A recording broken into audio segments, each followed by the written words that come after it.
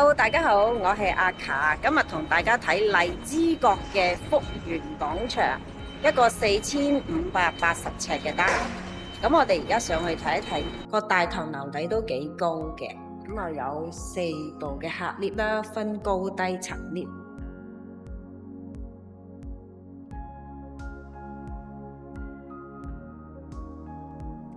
好，我哋而家咧就入到嚟呢個單位睇啦。咁啊，佢建築面積大約係4580尺度。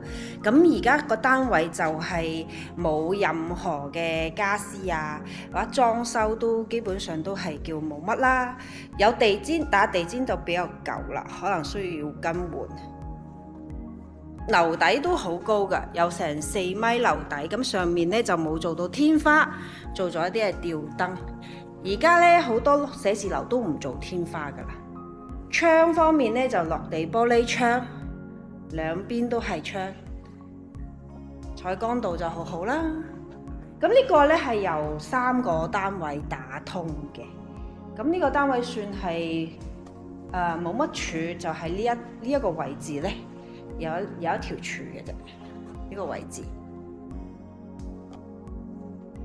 咁上面咧都有一啲嘅冷氣機嘅出風口啦，咁佢係中央冷氣嚟嘅。上手用戶咧喺呢一邊咧就拉咗線㗎啦。咁見呢度之前咧應該係以前啲同事辦公嘅地方咯。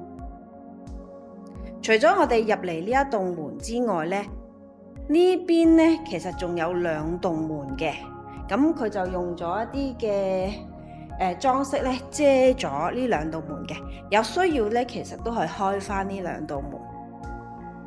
咁我哋而家咧出翻去走廊睇一睇。嗱，一個單位啦，2個單位，第3個單位，咁啊3個單位打通嘅。洗手間就會喺呢度，